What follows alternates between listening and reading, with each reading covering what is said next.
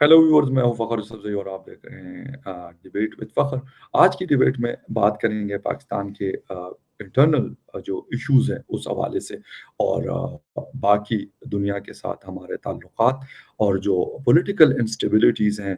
इमरान खान साहब बड़े गुस्से में नज़र आ रहे हैं और ऐसा लगता है कि जिस तरह बच्चे खेलते हैं क्रिकेट या फिर कोई और गेम और उसमें अगर कोई बच्चा आउट हो जाता है, वो कहते हैं यार मैं विकेटों को बल्ला मार के और वो अगर बैट उसका है तो वो लेके निकल जाता है कि यार मैं नहीं खेलूँगा।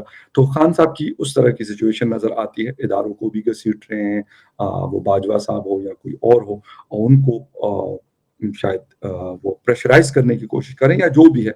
इन सारी इश्यूज़ के ऊपर बात करेंगे और जो आइंदा हमारे लिए, क्योंकि नए हमारे फ़ॉरेन मिनिस्टर बिलावल साहब हैं, अमेरिका उन्होंने जाना है, इस हवाले से भी बात करेंगे कि क्या एक्सपेक्टेशंस या क्या होप्स नज़र आ रही हैं। इन सारी चीज़ों के ऊपर बात करेंगे और बात करने के लिए आज मेरे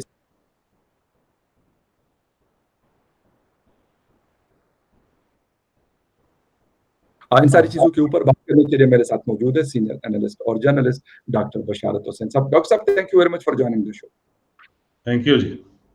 डॉक्टर साहब, एक चीज़ मुझे बताइएगा कि इमरान खान साहब हुकूमत में थे, वहाँ पे भी उस वक़्त भी ऐसे लग रहा था जैसे वो अपोज़िशन में बैठे हों और अपने लोगों को कहते थे कि यार अपोज़िशन के लोगों को बात नहीं करने देनी, उनको ज़रा टफ़ टाइम देना है और गंदा करना है, गालम-गलौच सारा कुछ होता था। सर, अभी वो हुकूमत में नहीं है, जलसे कर रहे हैं, बाजवा साहब हो या कोई और हो, उनको डायरेक्ट मतलब जिस तरीके से ऐसा कभी हमने नहीं देखा। मियाँ साहब की कुछ चीज़ें हमने देखी थी लेकिन वो इस लेवल पे नहीं गए थे। वजूहात क्या हैं? कुर्सी या कुछ और? शुक्रिया जी, आपने मुझे मौका दिया इस बात करने का। देखें, सबसे ज़रूरी बात जो समझने की है, वो ये है कि पाकिस्तान एक जमहूरी मुल्क है और बड़े ही तग-ओ-दो के बाद जो है, ये इस काबिल हुआ है कि पिछले चंद सालों में इलेक्शंस होते रहे हैं और मार्शल लॉ नहीं है और कोई फ़ौजी हुक्मरान नहीं है। बल्कि जो है वो सियासी पार्टियों को हुकूमत मिलती रही है थ्रू ए डेमोक्रेटिक प्रोसेस जिसमें इलेक्शंस होते हैं। अब जब 2018 के इलेक्शंस हुए, तो उसमें क्योंकि इनकी पार्टी को सिंपल मेजॉरिटी नहीं मिल सकी थी, इमरान खान साहब की जो पीटीआई पार्टी है, पाकिस्तान तहरीक-ए-इंसाफ, जी, जब इनको नहीं मिल सकी सिंपल मेजॉरिटी, तो इन्होंने दूसरी पार्टियों के जो दूसरी छोटी पार्टीज़ को साथ मिलाया और इंडिपेंडेंट्स को साथ मिलाया। उसके लिए बड़ी तगोदौ की गई। उसमें इन्होंने जहांगीर तरीन साहब को जो है वो बाकायदा इस्तेमाल किया। उनका जहाज़ भी इस्तेमाल होता रहा, वो खुद भी इस्तेमाल होते रहे और वो इंडिपेंडेंट्स को भी पकड़ के लाते रहे और फिर जो है मुख्तलिफ जो है छोटी पार्टीज़ जिसमें एमक्यूएम है और बाकी पार्टीज़ हैं, उनको भी अपने साथ जो है एक कोalition गवर्नमेंट में इकट्ठा किया। सारी दुनिया में ऐसा होता है, बरतानिया में भी ऐसा होता है जहाँ पे कि इस तरह कोalition गवर्नमेंट बनती है और फिर वो टूटती भी है। क्योंकि आपके पास क्योंकि सिंपल मेजॉरिटी नहीं है, तो अगर आप उनके मुतालबात पूरे नहीं करते, जो उनके साथ आप वादे करके उनको अपने साथ मिलाते हैं, जैसे कि एमक्यूएम की मैं मिसाल देता हूँ। उनके साथ आपने वादे किए कराची के लिए आप तरक्याती पैकेज लेकर आएँगे, वगैरह, वगैरह, वगैरह, वगैरह। और फिर आपने बहुत अरसे तो कराची का दौरा ही नहीं किया, जब किया तो उनसे फिर कोई 11 अरब का वादा कराए, लेकिन कोई भी अपना वादा पूरा नहीं किया, कोई भी उनको जो फंड्स मिलने थे, वो उनको नहीं दिए। तो वो नाराज़गियाँ बढ़ती चली गईं, इसी तरह बाकी पार्टीज़ थीं, जी, उनमें भी जो है लोग नाराज़ होते गए। इनके अपने एमएनएज़, इनके अपने एमपीएज़ जो कि खुश नहीं थे इनकी पॉलिसीज़ की वज़ह से। देखिए ना, अब आपने पंजाब में एक ऐसा वज़ीर आला लगा दिया जिसको कि वो ना वो क्वालिफ़ाइड था, ना वो एक्सपीरियंस था, बिल्कुल ही ऐसा आदमी, जिसको कि अगर आप वैसे लाएँ तो वो काउंसलर बनने का भी जो है हकदार बिल्कुल, ना हो। सही। लेकिन उसको आपने वज़ीर आला बना दिया, पाकिस्तान की सबसे ज़्यादा जो आबादी वाला शहर है और फिर इसी तरीके से आप बाकी तो फिर उसकी वजह से बहुत सारे आपके लोग आपसे नाराज़ भी हो गए। उन्होंने भी एक अलग ग्रुप बना लिया जो कि बाद में फिर सिंध हाउस में बैठा हुआ रहा। अब बिल्कुल एक डेमोक्रेटिक जो है तरीके से पीटीआई की गवर्नमेंट को रिमूव किया गया। जी, लेकिन अब आप बच्चों की तरह अड़ गए। एक ऐसा बच्चा जिससे खिलौना छीन लिया जाए, तो बहुत ज़िद करता है, वो अपना खिलौना हरगिज़ नहीं देता और अगर आप उससे खिलौना छीन लें, तो वो चाहता है कि मैं जो है ना सारे खिलौने तोड़ दूँ, वो खिलौना भी तोड़ दूँ। और उसके पीछे जो वजूहात हैं, वो हमें बहुत अच्छी तरह मालूम है। बहुत अच्छी तरह मालूम है कि क्यों वो फौरी इलेक्शन चाह रहे हैं और क्यों वो चाहते हैं कि नवंबर से पहले-पहले मैं दोबारा इक़्तिदार में आ जाऊँ। जी, मुझे कहने की ज़रूरत नहीं है, आपने अपनी इंट्रो में ही कह दिया है। तो लेकिन एग्ज़ैक्टली। इंशाल्लाह मैं नहीं समझता कि उनकी ये दिली मुराद पूरी होगी। हाँ, ये ज़रूर हुआ है एक जी, जो कि हम एक्सपेक्ट नहीं कर रहे थे जर्नलिस्ट्स जी। कि उनको इतने सारे ज़ॉम्बी नुमा जो है ना फॉलोअर्स मिल जाएँगे बिल्कुल, बिल्कुल, बहुत अच्छी कि बात सर। जी जी, हाँ, जी। कि अच्छा वो एक इशारा जी, प्लीज़ करेंगे आप तो बात उनके करें। एक इशारे पे वो आने को तैयार होंगे। आपने एक वो फ़िल्म भी देखी होगी ज़ॉम्बी अटैक। उस तरह का जो है ना वो शहरों पे अटैक करने का प्रोग्राम है और पाकिस्तान की कैपिटल पे हुँ, अटैक करने की बार-बार धमकियाँ दे रहे हैं रोज़ाना बिल्कुल, के हिसाब से। बिल्कुल, देखिए ये बहुत ही गलत काम कर रहे हैं। इससे क्या होगा? इससे अगर ये फ़र्ज़ किया 20 लाख तो ना लाएँ, ये 1 लाख भी आदमी ले आए, इस्लामाबाद एक छोटा-सा शहर है। इस्लामाबाद को बिल्कुल, ब्लॉक कर देंगे। ये ब्लॉक कर देंगे तो पहली बात तो ये है कि इनका झगड़ा होगा क्योंकि दूसरी पार्टीज़ जो हैं वो इनसे दुगने वोट उन्होंने लिए हैं और वो इनसे बिल्कुल। ज़्यादा जो है इस वक़्त पॉपुलर हैं। तो या तो ये जी, होगा कि बिल्कुल। इनका प्रोग्राम है कि खाना जंगी कराई जाए। खाना जंगी कराएँगे तब भी बहुत बड़ा नुकसान होगा और अगर इनको जो है फ़ोर्स से रोका जाएगा, पुलिस रोकेगी, रेंजर्स रोकेंगे, वो भी जो है खून-खराबा होगा। यही ये चाह रहे हैं देखें लाशों की सियासत जो है, वो इंतहाई बुरी चीज़ है। अच्छा, आप अगर ये चाहते हैं इस तरीके से आप करेंगे, दूसरे शहरों को भी जाम करेंगे, इस्लामाबाद को भी जाम करेंगे, फ़र्ज़ किया कर लेते हैं। उससे क्या होगा? उससे जो दुश्मन की जो ख़्वाहिश है, दुश्मनों की जी, रादर, वो पूरी होगी कि पाकिस्तान में इंस्टेबिलिटी आएगी, इकोनॉमी पहले ही किस हाल में है, आप देख रहे हैं ये करके गए हैं, इकोनॉमी का बेड़ा गर्क करके गए हैं, अनएम्प्लॉयमेंट कितनी ज़्यादा बढ़ा के गए सर हैं, वो और खराब होगी। बिल्कुल सर, ये बड़ी बड़ी जी, जी, बिल्कुल। सर ये बड़ी इम्पोर्टेंट बात आप कर रहे हैं।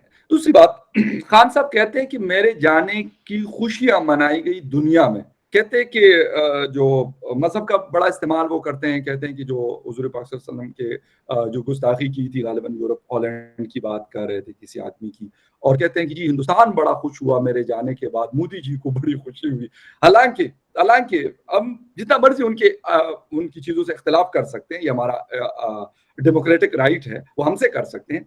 लेकिन सर कभी मैंने इमरान खान साहब का आई नहीं सुना नरेंद्र मोदी जी के मुँह से या किसी और बड़े जो मतलब लीडर्स होते हैं दुनिया के, उनके मुँह से नहीं सुना। सर तो कैसे ये कह रहे हैं कि पता नहीं कभी अमेरिका और अमेरिका के बाद वो साजिश अब आके पिंडी लेके आ गए और पिंडी के बाद अब कहते हैं कि नहीं जी मियाँ नवाज़ शरीफ भी इसका हिस्सा थे और मुझे पता भी बहुत 6 महीने पहले पता चल गया, इतना दूरंदेश आदमी है। लेकिन फिर भी कहते हैं मैं ना मानो और ये खत आया था, कहते हैं मैं तो आपको बता रहा हूँ कि साजिश हुई है। देखिए जी, बिल्कुल सीधी-सी बात है, ये एक डेमोक्रेटिक तरीके से गए हैं। इनके खिलाफ वोट ऑफ नो कॉन्फिडेंस आया है, जिसमें वोटिंग हुई है और ये चलिए कि ये कोई ऐसी बात ही नहीं है कि जिसमें किसी को बाहर से कुछ करने की ज़रूरत हुई हो। सीधा-सीधा वोटिंग हुई है, ये एक डेमोक्रेटिक तरीका है, उसमें इनकी कोalition गवर्नमेंट थी जो कि हार गई है। अब आकर ये अपोज़िशन में बैठना चाहिए था इनको, लेकिन इनको तो पता ही नहीं है कि डेमोक्रेसी क्या होती है, डेमोक्रेसी तो इनके नज़दीक से नहीं गुज़री। ये तो एक बहुत ही खतरनाक किस्म की डिक्टेटरशिप लाना चाहते हैं पाकिस्तान में। जिसमें कि अपनी मर्जी के लोग जो हैं ऊपर अपॉइंट करके खास जगहों पे जिसके लिए इतना जो है ये हो रहे हैं मैं नाम तो नहीं लूंगा जाहिर है लेकिन अपने खास लोगों को अपॉइंट करके उनके जरिए इस मुल्क में इस तरह की ये एक डिक्टेटरशिप कायम करना चाहते हैं कि कोई बोल भी ना सके अगर कोई जर्नलिस्ट बोले तो उसको उस चैनल से निकलवा दो कोई और बोले इवन के उसके जो है ना यूट्यूब चैनल्स बंद करवा दो उसके खिलाफ उसको उठा लो ये चीजें जो हैं ये डेमोक्रेसी नहीं है फिर आप मान जाएं कि मैं एक डिक्टेटरशिप लाना चाहता हूँ मैं एक फाशिस्ट किस्म की जो है हुकूमत लाना चाहता हूँ तो वो तो एक अलग बात है दूसरी बात जहां तक हिंदुस्तान की आपने की है देखिए मेजर गौरव आर्या जो है आप उनकी वीडियोस देखें उसमें वो जी, कहते हैं कि इससे ज्यादा हमारे लिए खुशी की क्या बात हो सकती है जो इमरान खान साहब कर रहे हैं हम अगर अरबों डॉलर भी खर्च करते तो हम पाकिस्तान के लोगों से पाकिस्तान की फौज को गालियां नहीं दिलवा सकते थे बिल्कुल, पाकिस्तान के लोगों को पाकिस्तान की फौज के खिलाफ नहीं कर सकते थे हम अरबों डॉलर भी खर्च करते ये काम बेशक। बगैर हमारे कोई पैसा खर्च किए हुए इमरान खान साहब कर रहे हैं उनकी पार्टी कर रही है और मैं तो हैरान होता हूँ बड़े पढ़े लिखे लोग सो कॉल्ड जो कि है ना वो इस तरह की बातें करते हैं इस तरह की इनके व्हाट्सएप ग्रुप्स देखें उसमें हाँ, किस बिल्कुल। किस्म की बातें की जा रही हैं ट्विटर सारा पे जोर सर ये है क्या कि वो जल्दी लिख इलेक्शन रहे करा हैं? लें जल्दी इलेक्शन करा ली जाए सारा जोर इस जी, बात पर है और वो क्यों ताकि नवंबर से पहले मेरे हाथ में इख्तियार हो एक खास पोस्ट पे किसी बंदे को लगाने का। एग्जैक्टली सर, 29 ये नवंबर को जनरल बाजवा साहब की मतलब उनके जो एक्सटेंशन की डेट थी वो खत्म हो रही है, वो रिटायर्ड हो जाएंगे अगर होते हैं तो। सर ये वाली बात भी अब ये लोग कह रहे हैं, समी इब्राहिम साहब आप मुझसे बेहतर सर उनको जानते हैं, उन्होंने कहा कि जनरल बाजवा ने अमेरिका के साथ मिलकर ये सारा मतलब सारा कुछ किया। मतलब सर हमें, मैं कहता हूं, मैं जाती बात अपनी कर रहा हूं कि सर हमें पॉलिसी से इख्तिलाफ हो सकता है, लेकिन कम से कम मैं as a student of media या एज ए जिसे कहते हैं बहुत मामूली सा जर्नलिस्ट, मैं ये बात नहीं मान सकता कि सर ये वाली चीज कम से कम ये जहन या दिल दोनों मानती हो कि ऐसा हो सकता है कि मतलब क्यों इमरान खान साहब को हटवाना है, कोई बहुत बड़े सुपर लीडर थे दुनिया के जिसको हटवाने के लिए इतना कुछ करना पड़ेगा। देखिए जी, बात यह है कि अगर फौज चाहती इनको हटाना, तो पहले जिस तरह जनरल ज़िया ने हटाया था भुट्टो साहब को, जिस तरह जनरल मुशर्रफ ने हटाया था मियाँ नवाज साहब शरीफ साहब को, तो इनके लिए कोई मुश्किल था, 1 मिनट की बात थी। अगर उन्होंने करना होता तो वो इस तरह करते, लेकिन फौज बिल्कुल इनकार कर चुकी है इस चीज़ से कि हमने इस किस्म की कोई जो है किसी को सपोर्ट नहीं किया, ना हमारा करने का कोई इरादा है। अब ये जो समी जी इब्राहिम साहब कर रहे हैं, मैं समझता हूँ कि ये बिल्कुल सही नहीं है। ना इस तरह की कोई बात है, ना अमेरिका के पास इस तरह का वक़्त है। अमेरिका ने जब जी कराना बिल्कुल होता है, उसने ईरान में कराया था, उसने भुट्टो साहब को हटवाया था, लेकिन कहाँ भुट्टो बिल्कुल। साहब और कहाँ ये? भुट्टो कहाँ साहब इमरान का खान। कितना बड़ा दुनिया का लीडर था वो जो था जी पाकिस्तान को एक एटॉमिक ताकत बना गए। इन्होंने क्या दिया है पाकिस्तान को? इन्होंने तो ये ज़ॉम्बीज़ के अलावा कुछ भी नहीं दिया, यस। और बेड़ा गर्क किसकी जो है इकोनॉमी का गालम कर दिया। गलोच के कहाँ अलावा कुछ नहीं भुट्टो दिया। साहब और कहाँ ये तो किसी सब क्या इनके जो अभी आने शुरू हुए हैं चीजें बाहर, अब ये लीगल मसला बनता है, आपके लिए बन सकता है, लेकिन जब ये नैब ने अब इंक्वायरी शुरू कर दी है जिन खातून के खिलाफ, और इसी तरीके से और जो बाकी काम किए गए हैं उनके खिलाफ जो इंक्वायरीज इस वक्त हो रही हैं, इनका रिजल्ट जब आना शुरू होगा तो आपको पता चल जाएगा कि ये जो है ना कितने जो है इन्होंने मुल्क के साथ क्या किया है एक्चुअली। और हर पोस्ट पर एक नाअहल तरीन आदमी लगाया, जो ना क्वालिफाइड ना एक्सपीरियंस्ड। और सबसे बड़ी पोस्ट जो पंजाब की थी जैसे लगाया के पी के में जो वजीर आला हैं, वो बिल्कुल ऐसे लोगों को लगा दिया जो बिल्कुल उससे बिल्कुल। बहुत बेहतर लोग मौजूद थे। तो उस्मान बुजदार पप्पू सर उसको कहा जाता है खैबर पुख्तनख्वा में। पख्तूनख्वा में तो ये है कि अब ये चाहते हैं, इनकी सर इनकी सिर्फ एक ख्वाहिश है, क्यों बार बार ये खूनी इनकलाब की बातें हो रही हैं। 20 लाख आदमी तैयार हो जाओ, बस मैं एक कॉल दूं तो आकर इस्लामाबाद के हाँ ऊपर हमला कर दो। सिर्फ वजह यह है कि इलेक्शन कॉल कर दें, फौरन कॉल कर दें, और उसमें मैं आ जाऊं, मैं आकर जो फौज क्योंकि कह चुकी है कि एग्जैक्टली बाजवा साहब और एक्सटेंशन नहीं लेंगे, नहीं फौज ने लेंगे ऐलान बिल्कुल। किया हुआ है, ISPR ने ये बकायदा ऐलान किया हुआ है बिल्कुल कि बाबर बाजवा बाबर साहब इफ्तिखार एक्सटेंशन साहब ने नहीं बोला लेंगे। है।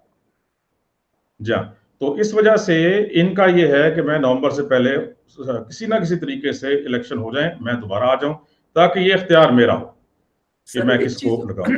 एक चीज और सर, आप बिल्कुल आपकी बात सही है कि वो चाहते हैं कि इस्लामाबाद पे हमला करके प्रेशर क्रिएट किया जाए। अभी मियावाली में जिस दिन ये मतलब खिताब कर रहे थे और वहां पे कह रहे थे कि मीर जाफर चीफ हुआ करते थे, मतलब क्या बच्चे हैं कोई बाजवा साहब को या फिर आप जैसे हमारे जो सीनियर जर्नलिस्ट हैं या मैं एक छोटा सा जर्नलिस्ट, क्या समझ नहीं आती कि ये किसको ये कह रहे हैं और क्यों कह रहे हैं कि मतलब ये हमला सर इन्होंने 2014 में भी किया था। अगर उस वक्त इसको वो सपोर्ट हासिल ना होती, अनफॉर्चुनेटली जो पाशा साहब ने की, जो मेरे ख्याल में पाकिस्तान के लिए एक जिसे कहते हैं कि गन का टोकरा ले आके उस पाकिस्तान के अंदर एक और फेंक दिया, तो शायद अगर वो ना होता तो मेरे ख्याल में ये दिन आज हमें ना देखना पड़ता। एक शायद हो सकता है एक बेहतर पोजीशन पे आज हम खड़े होते जहां पे आज हम खड़े हैं। तो ये उस चीज को दोबारा दोहराने 2014 को, क्योंकि पाशा साहब नहीं है, फैज साहब भी नहीं है सर, जनरल देखिए जी, नदीम बात साहब यह बैठे है हैं और वो कि बड़े डिफरेंट आदमी लगते हैं मुझे तो। इन्होंने जो 2014 में किया था वो एक बहुत शरीफाना काम था, जी और उसमें कोई वायलेंस वगैरह नहीं हुई थी, आखिर में थोड़ा बहुत हुआ था। जी लेकिन इस दफा जो उनका प्रोग्राम है वो कुछ ज्यादा खतरनाक नजर आता है, जी स्पेशली जो ये ऐलानात कर रहे हैं। दूसरी बात ये है कि ना इनको ये एक्सपेक्ट ये कर रहे थे, ना हम लोग ये एक्सपेक्ट कर रहे थे कि जो पाकिस्तान में ऐसे बहुत सारे लोग पैदा हो जाएंगे जो कि मुख्तलिफ इदारों से रिटायर हुए हैं, जिन्होंने सारी उम्र लेफ्ट राइट किया है, अलिफ बे मालूम नहीं है उनको जो है ना सियासत की या मुल्क की या इकोनॉमी की या टेक्नोलॉजी की, और वो जो है ऐसे इदारों से रिटायर होकर, जहां पर जिसका काम बिल्कुल सियासत नहीं होता, और वो वहां से फौज से उन्होंने जो है प्लॉट भी लिए हैं, उन्होंने जो है ना फौज से हर किस्म के मुराद लिए हैं, मकानात लिए पेंशन हैं, ले रहे हैं। और पेंशन ले रहे हैं। सबसे बड़ी बात ये, एक जगह से पेंशन नहीं ले रहे, तीन तीन जगह से, बहुत सारे तो ऐसे हैं जो 3 जगह से जिनको पेंशन मिल रही हैं, 3 नौकरियां की उन्होंने रिटायरमेंट के बाद। जी बिल्कुल। और फिर ये कि टीवी पर भी बैठे होते हैं 24 घंटे। और अब उन्होंने जो है वो ऐसे एक फेल को, जो कि इंतहाई खतरनाक किस्म का गेम है पाकिस्तान के खिलाफ, पाकिस्तान की इकोनॉमी के खिलाफ, पाकिस्तान की स्टेबिलिटी के खिलाफ, जो शुरू किया है किसी आदमी ने किसी खास मकसद के तहत, उसको सपोर्ट करना शुरू कर दिया। मैं तो हैरान रह गया हूँ।